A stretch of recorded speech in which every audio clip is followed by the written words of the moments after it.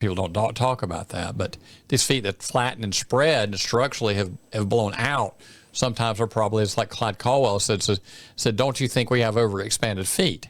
And that's kind of where we were with this mare.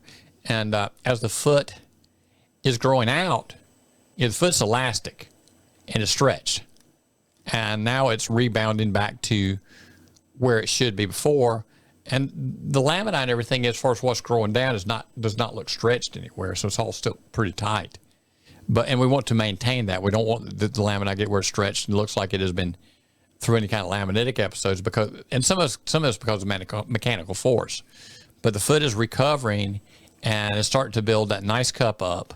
The walls are getting more in line with where they were when the mare came into the program, and she'd been barefoot for years. It's just on that ground. It's just so hard over there. So let me see if I get this straight. I might be way off on this. You are. Okay. So broodmare has a baby. During the process of incubating, is that the right term to use? I don't know. If you're a chicken. Right. The hoof starts flaring out. Yeah, a lot of compression. Okay, so once the horse has the baby, the foot starts retracting again? We'll start kind of coming back to where it would be before. So this is a natural progression of the pregnancy. Part of it, yeah. Anyway, there's a lot of brood mares with really flat, sprawled out feet. And I've got somebody that I've worked for years, still working for, that is breeding like ranch type quarter horses. And they're a little different than your thoroughbreds, but you still, and I've never put a shoe on down at Lisa's, but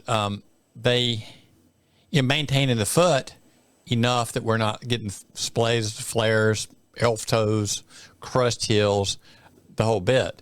And when the mare's put on weight, the feet do change. And but that's expected. But I expect that. Okay. Is it? I guess the way we were talking about it, the discussion kind of went like, this is bad, and then now it's good.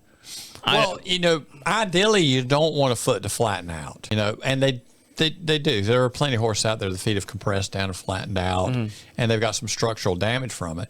But you want to stay ahead of it enough that when they go through that process, that we minimize any damage. If you let them start getting great big flares and a lot of foot on them, and this spread just really a lot of mechanical force, you can create some laminar damage just because of torquing against them, just like you're trying to rip the Velcro apart. And but you want to stay ahead of it enough that you're not creating that kind of force on the lamina, and so the foot can recover.